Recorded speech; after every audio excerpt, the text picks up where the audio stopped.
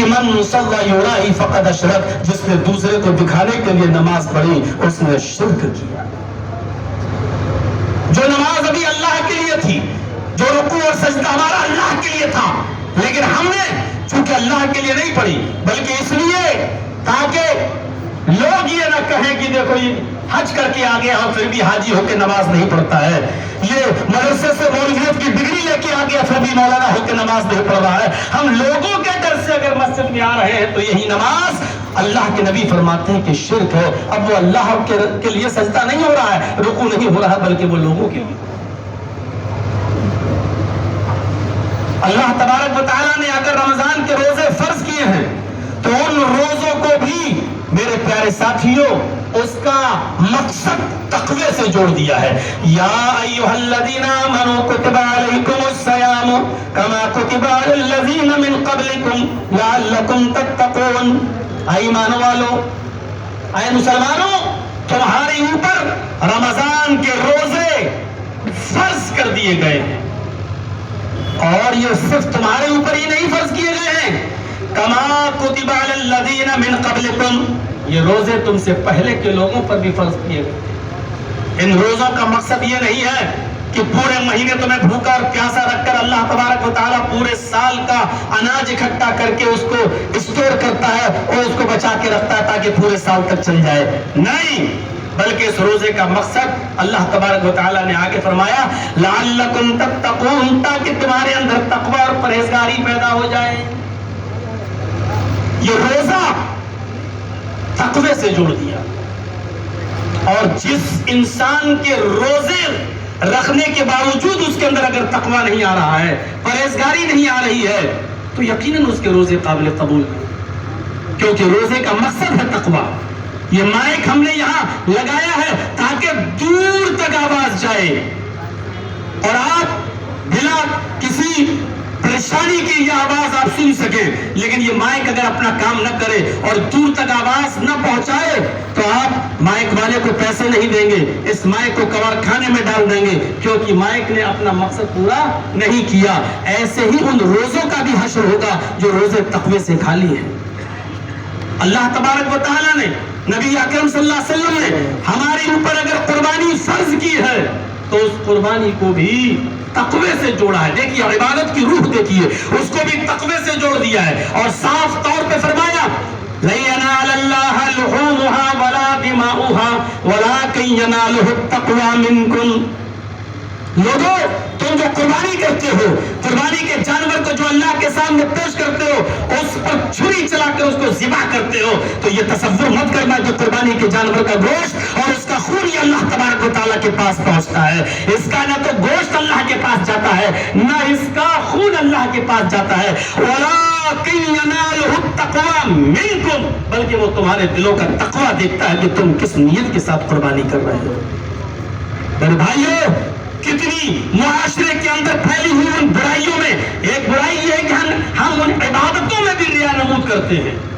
چند لوگوں کو بلا کر ہم نے روزہ افطار کرایا اپنے گھر پر، اور افطار کے وقت ان کے فوٹو کھینچنا، موبائل پر ان کے فوٹو لے لینا، اور پھر واٹس ایپ گروپ کے اندر اس کو شائع کرنا، بھیجنا، نشر کرنا، اور دوسری جگہ پہنچانا اور بتانا کہ آج ہم نے 1000 لوگوں کو روزہ افطار کرایا ہے، 500 لوگوں کو روزہ افطار کرایا ہے۔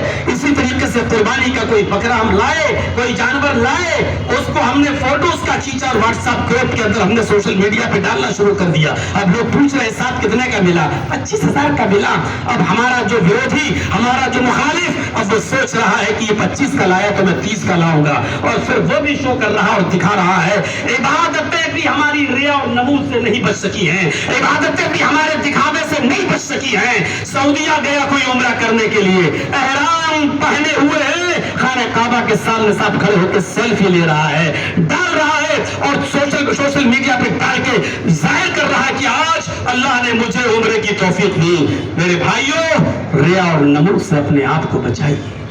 عبادتیں اخلاص چاہتی ہیں۔ ان علماء سے پوچھئے بیٹھے ہوئے ہیں، ہمارے اسی دلی کے اندر ایک ایسا مدرسہ بھی موجود ہے جس مدرسے کے بانی اور چلانے والے رات میں اسٹیشن پر کلی گیری کا کام کیا کرتے تھے، کلی گیری کا کام کیا کرتے تھے، اور صبح ہو کر جو کمائی ہوتی تھی وہ مدرسے کے بچوں پر خرچ کیا کرتے تھے۔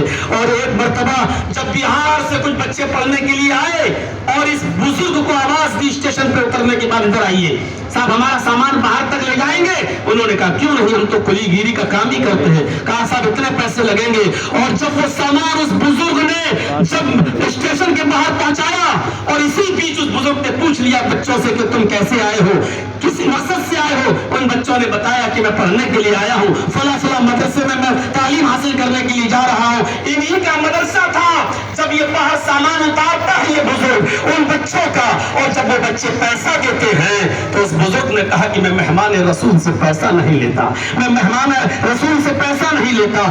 اس سرزمین نے ایسی ایسی شخصیتیں پیدا کی ہیں۔ اس بزرگ کے انتقال کے بعد اس بچے نے بتایا کہ انہوں نے جب انٹرویو لینے کے لیے ارے یہ تو وہی شخص ہے جو کل ہمیں ملے تھے اسٹیشن پر اور کلی گیری کا کام کر رہے تھے۔ اس بزرگ نے روکا نہیں، صاحب آپ کسی کو مت بتاؤ گے، آپ اس کو راز میں رکھیے، ایک ایڈمیشن کے لیے آئے ہو، آپ کا ایڈمیشن ہو گیا۔ اس سرزمین پر میرے بھائیوں ایسی ایسی شخصیتیں بھی پیدا ہوئی جو رات میں کلی گیری کا کام کرتی تھی۔ اخلاص بہت ضروری ہے عبادت کے اندر، عبادت کے اندر اخلاص بہت ضروری ہے۔ کوئی بھی کام کریں آپ اخلاص کے ساتھ کام کریے میرے بھائیوں، کیونکہ نیتوں پر ہماری عبادتوں کا دار و مدار بھی نیتوں پر ہے۔ اللہ تعالیٰ شکل و صورتیں نہیں دیکھتا ہے۔ ان اللہ لا ينظر الى اجسامکم ولا الى صورکم ولکن ينظر الى قلوبکم۔ اللہ کے نبی صلی اللہ علیہ وسلم نے فرمایا کہ اللہ تبارک و تعالیٰ تمہاری شکلوں کی طرف نہیں دیکھتا۔ ان اللہ لا ينظر الى اجسامکم، تمہارے جسموں کی طرف نہیں دیکھتا کہ تم کتنے باڈی بلڈر ہو، تم کتنے تندرست ہو، تم نے کیسی باڈی بنا رکھی ہے، کس جم میں جاتے ہو اور تمہارا وزن کیا ہے۔ اللہ رب العالمین تمہاری جسموں کی طرف نہیں دیکھتا اور تمہاری شکلوں صورتوں کی طرف بھی نہیں دیکھتا کہ تم کتنے ہینڈسم ہو، ولکن ينظر الى قلوبکم، وہ تمہارے دلوں کی طرف دیکھتا ہے۔ ورنہ وہ دور یاد کرو کہ جب حضرت بلال حبشی نے صرف نبی کی محفل میں بیٹھ کر اتنا کہا تھا کہ میں شادی کا خواہش مند ہوں، میں جوان ہوں اور نکاح کرنا چاہتا ہوں، جب اتنی بات حضرت بلال نے کہی تو چاروں طرف سے عرب کے بڑے بڑے عمراء نے، رئیسوں نے، چوکیداروں نے اور ساہوکاروں نے کھڑے ہو کر اعلان کرنا شروع کر دیا، بلال میرے گھر پہ چلو، میری بیٹی چاند سے زیادہ خوبصورت ہے، آؤ ایک نظر میری بیٹی کو دیکھ لو، اگر میری بیٹی تمہیں پسند آ جائے تو میں اپنی بیٹی کا نکاح تمہارے ساتھ کرنے کے لیے تیار ہوں۔ معاشرے کی اصلاح کا ایک پہلو یہ ہے کہ ہم لڑکے کے اندر کیا چیز دیکھیں اور لڑکی کے اندر ہم کیا چیز دیکھیں، اور آج ہم موجودہ زمانے میں کیا چیزیں ہم دیکھ رہے ہیں، موجودہ ہم کس چیز کی طرف ہم میرے بھائیوں ہم آپ کو لے کر چلیں اور بتائیں کہ معاشرے کے اندر کیا کیا برائیاں ہیں۔ اللہ کے نبی صلی اللہ علیہ وسلم نے فرمایا، اٹھائیے مسلم شریف کتاب الجہاد کے الفاظ، اذا التقى مسلمان بسيفيهما فالقاتل والمقتول في النار۔ اللہ کے نبی فرماتے ہیں کہ جب دو مسلمان، جب دو شخص آپس میں تلواریں لے کر باہر نکل آئیں اور دونوں ایک دوسرے کو قتل کرنا چاہیں، دونوں ایک دوسرے کو مارنا چاہیں، دونوں ایک دوسرے پر حملہ کریں، فالقاتل والمقتول في النار، اللہ کے نبی نے فرمایا قاتل بھی جہنم میں جائے گا اور مقتول بھی جہنم میں جائے گا۔ صحابہ نے کہا اللہ کے رسول مقتول جہنم میں کیوں جائے گا؟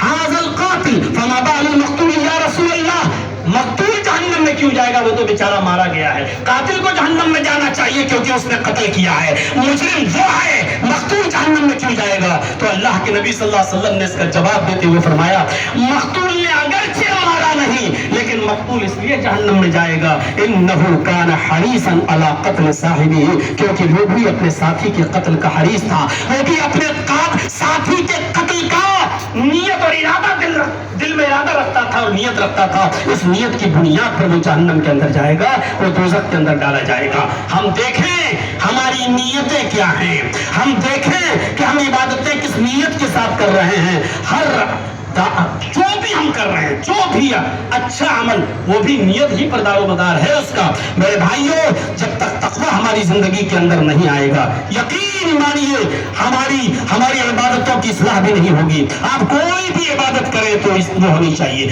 آج میرے پیارے ساتھیوں بھائیوں وہ واقعہ اٹھائیے حضرت عمر ابن عبدالعزیز کا جب ان کو خلیفہ منتخب کیا گیا اور حضرت عمر ابن عبدالعزیز ان کی بیوی نے ان کا ذکر کیا، ان کی بیوی ان سے کہہ رہی ہے کہ آئے میرے شوہر، آئے میرے سرتاج، آپ کی امانت میرے پیٹ میں پل رہی ہے، حمل ہے، پیٹ میں بچہ ہے، 4 دن سے میں نے کچھ نہیں کھایا ہے، کب تک کھجور اور پانی پر گزارا ہوتا رہے گا؟ میرے پیٹ میں جو بچہ پل رہا ہے، اگر ماں نہیں کھائے گی تو بچے کو کیسے لگے گا؟ ماں جب کھائے گی تو بچے کو لگتا ہے، کچھ انتظام کر دو۔ جب نہیں ہوا تو انہوں نے اپنی خادمہ کو بھیجا کہ جاؤ بیت المال چلی جاؤ۔ ذرا تصور کیجئے گا میرے بھائیوں، یہ تقوی کی کون سی روح تھی، تقوی کی کون سی معراج تھی، تقوی کا کون سا درجہ دیا جائے گا، اور تقوی کی کس معراج پر اس واقعے کو آپ فائز کر کے اور کس چشمے سے آپ دیکھیں گے؟ ذرا دیکھیے آپ کہ حضرت عمر ابن عبدالعزیز کی خادمہ رات کی تاریکی میں بیت المال جاتی ہے اور بیت المال کے کیشیئر سے کہتی ہے کہ ایک پیالہ دودھ ادھار دے دو، میری مالکن یعنی عمر ابن عبدالعزیز کی بیوی حاملہ ہے، پیٹ میں بچہ ہے، اور اگر پیٹ میں کچھ ملے گا نہیں تو وہ بیچارہ بچہ ضائع ہو جائے گا، حمل ضائع ہو جائے گا۔ ایک پیالہ دودھ لے کر جب وہ بلونڈی وہ خادمہ جب آئی تو عمر ابن عبدالعزیز رات کی تاریکی میں تہجد کی نماز کے لیے وضو بنا رہے تھے، تہجد کی نماز کے لیے وضو بنا رہے تھے، اپنی خادمہ کو دروازے کے اندر آتے ہوئے دیکھا، فرمایا کہاں گئی تھی؟ صاف صاف جواب دیا کہ بیت المال گئے تھے۔ کیا لے کے آئی ہو؟ کہا یہ دودھ کس نے؟ آپ کی زوجہ محترمہ نے منگایا ہے، 4 دن سے اس نے کچھ نہیں کھایا، پیٹ میں بچہ ہے، اگر کچھ کھائے گی نہیں تو بچہ نشو نما نہیں پائے گا، وہ گر جائے گا، حمل ضائع ہو جائے گا۔ عمر ابن عبدالعزیز نے اپنی اس لونڈی سے، اس خادمہ سے دودھ کا پیالہ چھین لیا اور دودھ کا پیالہ چھین کر کہا کہ اس کو بیت المال میں جمع کیا جائے گا۔ بیوی گڑگڑاتی رہی، روتی رہی، ایک پیالہ دودھ پی لینے دیجئے، میں نے قرض کے طور پر مانگا ہے، اگلے مہینے جو راشن ملے گا میں واپس کر دوں گی۔ عمر ابن عبدالعزیز کہتے ہیں میری بیوی اس بات کی گارنٹی کیا ہے کہ اگلے مہینے تک میں زندہ بھی رہوں گا؟ اس بات کی گارنٹی کیا ہے کہ اگلے مہینے تک میری زندگی وفا بھی کرے گی یا نہیں کرے گی؟ دودھ کا پیالہ باندی کے ہاتھ سے لیا اور جب چلنے لگے کہ اس کو بیت المال میں جمع کیا جائے گا، یہ تمام مسلمانوں کی امانت ہے، صرف تمہارے حکم پر کیسے دے دیا اس نے؟ جب تک سارے مسلمانوں سے اس کی اجازت نہ لی جائے۔ بیوی چیختی رہی، اے میرے سرتاج، اگر آج یہ دودھ کا پیالہ مجھے نہیں ملا تو یقین جانیے کہ بچہ ضائع ہو جائے گا، میرا غالب گمان کہتا ہے کہ بچہ مر جائے گا۔ تو عمر ابن عبدالعزیز کے جواب بھی سنیے کہ میری بیوی اپنے پیٹ کے اس بچے سے کہہ دو، میری ضمانت سے کہہ دو جو تمہارے پیٹ کے اندر جیوت ہے، کہہ دو کہ اگر مسلمانوں کی امانت میں خیانت کر کے اس دودھ کے پیالے سے اگر تیری زندگی بچتی ہے تو تیرے باپ کو تیری زندگی نہیں چاہیے، تیرے باپ کو تیری زندگی نہیں چاہیے، تیرا مر جانا تیرے باپ کو گوارا ہے، لیکن مسلمانوں کی امانت میں خیانت کر کے ہم تیری زندگی ہم نہیں چاہتے ہیں، اس سے کہہ دو کہ ہمیں تیرا مر جانا پیارا ہے۔ اس کو آپ کہاں کھڑا کریں گے اور کس کیٹیگری میں لے جائیں گے آپ؟ یا ایھا الذین آمنوا اتقوا اللہ، یا ایھا الذین آمنوا اتقوا اللہ، اے ایمان والو تم اللہ سے ڈرو۔ عبادت کے اندر میرے بھائیوں بڑا وسیع موضوع ہے اصلاح معاشرہ، تقوی بہت ضروری ہے، اور کسی بھی قسم کی عبادت ہو تو اس کے اندر تقوی۔ آئیے تھوڑا دوسرا پوائنٹ بھی لے لوں میں، یا ایھا الذین آمنوا اتقوا اللہ ولتنظر نفس ما قدمت لغد، اور ہر انسان کو غور کرنا چاہیے کہ کل قیامت کے دن کے لیے اس نے کون سی تیاری کی ہے، کل قیامت کے دن کے لیے اس نے کیا بھیجا ہے۔ یہ فیکٹ ہے، یہ حقیقت ہے، ہم اور آپ جو اس دنیا میں آئے ہیں ایک دن اس دنیا سے جانا بھی ہے، سب سے بڑی حقیقت یہی ہے۔ کوئی کمیونسٹ، کوئی دہریہ، کوئی بھی اللہ کا انکار تو کر سکتا ہے لیکن موت کا انکار کوئی نہیں کرتا، موت کا انکار کوئی نہیں کرتا ہے۔ آپ کا دشمن بھی موت کا اقرار کرتا ہے، آپ کا ہمدرد بھی موت کا اقرار کرتا ہے۔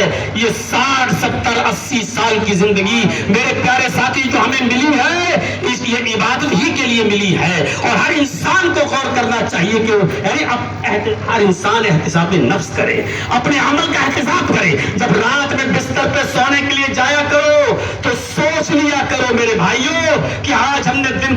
कितने गुनाह किए हैं और कितनी नेकियां की हैं। दिन भर में हमने कितने गुनाह किए हैं और कितनी नेकियां की हैं। दूसरे दिन गुनाहों में कमी करने की कोशिश करो और नेकियों में इजाफा करने की कोशिश करो। आपने अब्दुल्लाह इब्न इदरीस का नाम सुना होगा, एक बहुत ही बड़े मशहूर मुअर्रिख है, खतीब बगदादी। तारीख खतीब बगदादी के अंदर उन्होंने एक वाकया नकल किया है। मेरे प्यारे साथियों, तारीख खतीब बगदादी के अंदर उन्होंने वाकया नकल किया है अब्दुल्लाह इब्न इदरीस का, कि जब इनके इंतकाल का वक्त आया, जब इनके इंतकाल का वक्त आया तो इनकी साहिबजादी रोने लगी। तारीख खतीब बगदादी के अंदर ये वाकया मंकूल है। उनकी साहिबजादी रोने लगी। पूछा क्यों रो रही हो मेरी बेटी? फरमाया फर्ते मोहब्बत में आंसू है, इस बीमारी में कोई बचता नहीं, अल्लाह आपको शिफा दे। अब्बू आप बीमार हैं और आप न रोएं। फरमाया तेरा बाप 3rd क्लास से 1st क्लास की जिंदगी की तरफ जा रहा है। तेरा बाप 3rd क्लास से 1st क्लास की तरफ जा रहा है। बेटी ने कहा अब्बू आप इतने यकीन के साथ कैसे कह सकते हैं? और हकीकत है, हम में और आप में कौन आदमी इतने यकीन के साथ कह सकता है कि हम और आप जन्नत ही में जाएंगे? मेरे भाइयों, हालात तो ऐसे नहीं, अल्लाह की रहमत हो जाए तो अलग बात है, अल्लाह की रहमत शामिल हाल हो तो अलग बात है। हमें अच्छी उम्मीद भी रखना चाहिए, लेकिन हमें नेक अमल भी करने चाहिए, और जिस तरीके से किताब और सुन्नत में तरीका बताया गया उस तरीके से। मेरे भाइयों, जरा तसव्वुर करिए आप कि कहने लगे आपको क्या है, आपको इतनी तवक्को कैसे है कि आप 3rd से 1st की तरफ जा रहे हैं? इतने वसूख के साथ आप ये बात कैसे कह सकते हैं? तो अब्दुल्लाह इब्न इदरीस ने फरमाया मेरी बेटी मुझे अल्लाह की जात से उम्मीद है। फरमाया कैसे, क्या उम्मीद है? आपने कुछ अमल किए होंगे जिसकी वजह से? फरमाया हाँ मेरी बेटी, जिस मकान में तुम रो रही हो, जहां तुम्हारे आंसू गिर रहे हैं, मैंने इसी घर के अंदर अब तक 4000 मरतबा कुरान करीम की तिलावत की है। मैंने अपने इसी घर के अंदर जहां तुम रो रही हो 4000 मरतबा कुरान की तिलावत की है। मुझे अपने रब से ये उम्मीद है कि हमारे तिलावत कलाम पाक की बरकत से इंशाअल्लाह वो हमारी मग़फ़िरत फरमाएगा, वो हमारी बख्शिश फरमाएगा। मेरे प्यारे साथियों, किस तरीके से वो अपनी नेकियों का एहतिसाब किया करते थे, हिसाब किताब रखा करते थे। एक वाक़या तो इमाम बुखारी रहमतुल्लाह अलैह ने नकल किया है अल अदब अल मुफ़रद के अंदर कि हजरत ज़ैद इब्न साबित रज़ी अल्लाह ताला अन्हु के घर कुछ मेहमान आए, तो वो अपने मेहमानों को अपने घर के ऊपरी हिस्से पर, यानी 2 मंजिला मकान था, ऊपर मकान पर उनको ठहराया। इशा की अजान हुई तो अपने मेहमान से कहा कि चलो हम लोग नमाज पढ़ने के लिए चलते हैं, मस्जिद के लिए चल रहे हैं। अल अदब अल मुफ़रद में इमाम बुखारी रहमतुल्लाह अलैह नकल करते हैं कि जब निकले और मस्जिद की तरफ चले, घर ही में दोनों ने वुजू बना लिया था, ज़ैद इब्न साबित ने भी और मेहमान ने भी, और दोनों वुजू बनाने के बाद जब चले तो हजरत ज़ैद इब्न साबित धीरे धीरे चल रहे थे, धीरे धीरे कदम रख रहे थे। तो उनके मेहमान ने कहा कि आपकी तबीयत खराब है क्या? आपके पेट में दर्द है क्या?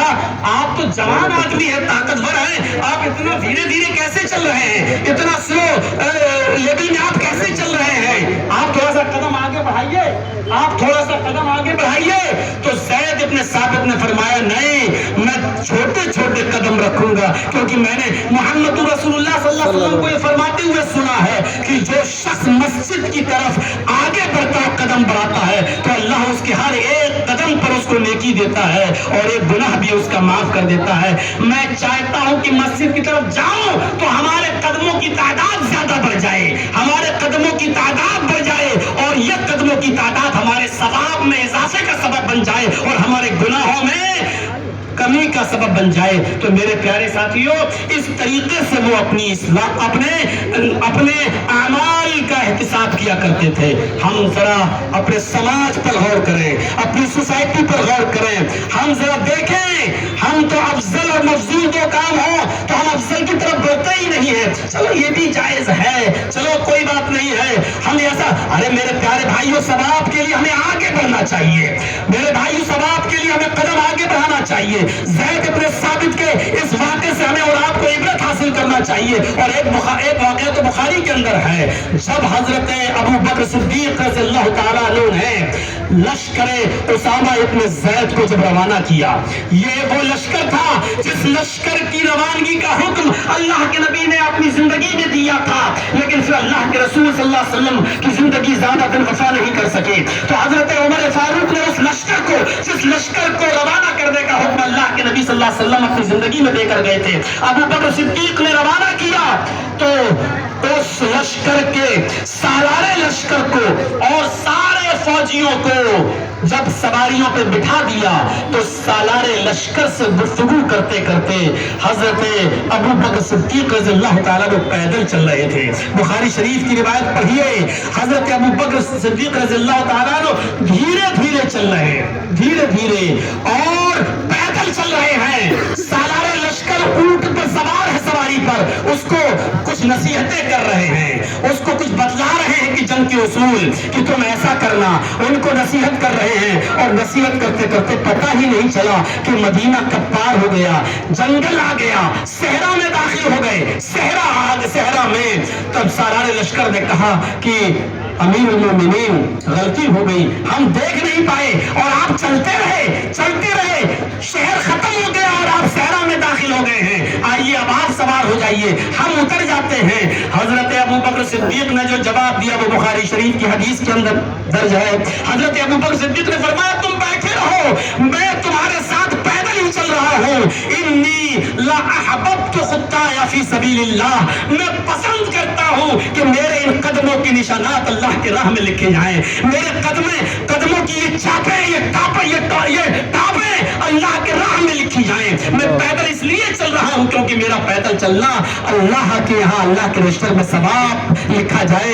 اس کو ہمیں اور آپ کو غور کرنا چاہیے. میرے بھائیوں، کتنی چیزوں کی اصلاح ہو، اب معاشرے میں بہت سی چیزیں پھیلی ہوئی ہیں. امام احمد ابن حنبل رحمۃ اللہ علیہ کے پاس ایک عورت آتی ہے، بوڑھی عورت. احمد ابن حنبل رحمۃ اللہ علیہ کے پاس ایک بوڑھی عورت آتی ہے، اور یہ بستی ایسی ہے، میں سمجھتا ہوں کہ انصاری حضرات یہاں تھوڑا سا ہوں گے، وہ اس مثال کو اچھی طریقے سے سمجھ سکتے ہیں کہ وہ بوڑھی عورت جب امام احمد ابن حنبل کے پاس آئی اور کہنے لگی کہ امام محترم ایک مسئلہ پوچھنے آئی ہوں، ذرا غور سے سنیے گا اس مسئلے کی طرف. میں آ رہا ہوں، تھوڑا سا ایک دو چیزیں اور بتا کر میں اپنی جگہ لے لوں گا. میرے بھائیوں، ذرا تصور کیجئے گا کہ حضرت امام احمد ابن حنبل سے اس عورت نے مسئلہ کیا پوچھا.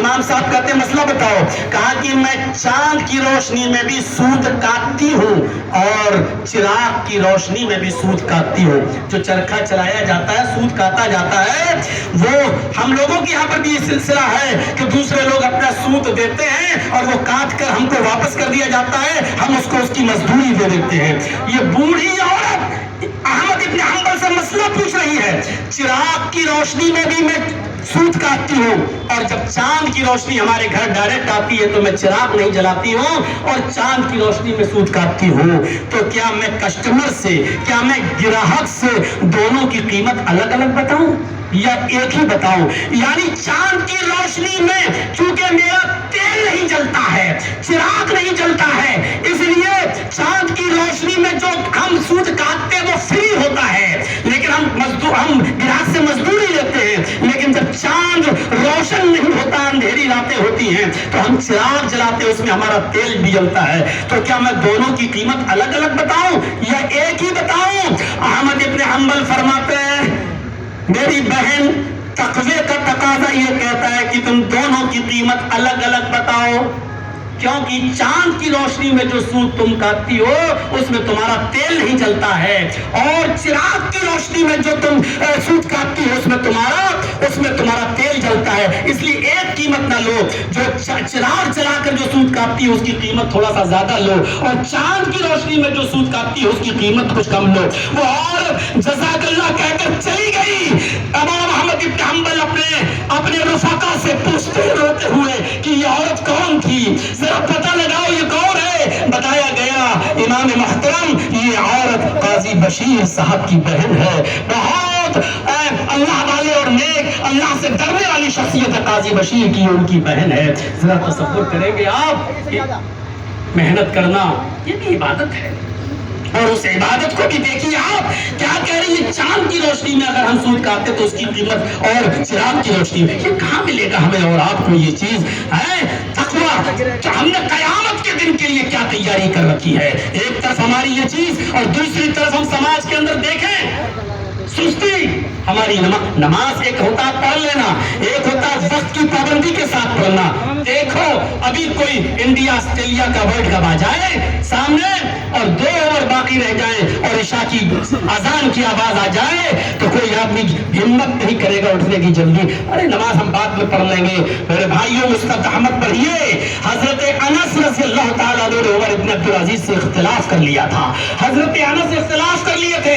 حضرت انس مسجد میں آتے تھے، پہلے نماز پڑھتے تھے اور چلے جاتے تھے. لوگوں نے عمر ابن عبدالعزیز سے شکایت کی کہ امیر المومنین حضرت انس آپ کے پیچھے نماز نہیں پڑھتے ہیں. بلایا گیا، حضرت انس حاضر ہوئے. عمر ابن عبدالعزیز نے کہا کیا بات ہے، میں دیکھتا ہوں کبھی تم میرے پیچھے نماز پڑھ لیتے ہو، کبھی پہلے پڑھ کے چلے جاتے ہو، آخر یہ بات کیا ہے؟ حضرت انس نے کہا امیر المومنین میں بغاوت کا عالم بلند نہیں کرنا چاہتا ہوں، آپ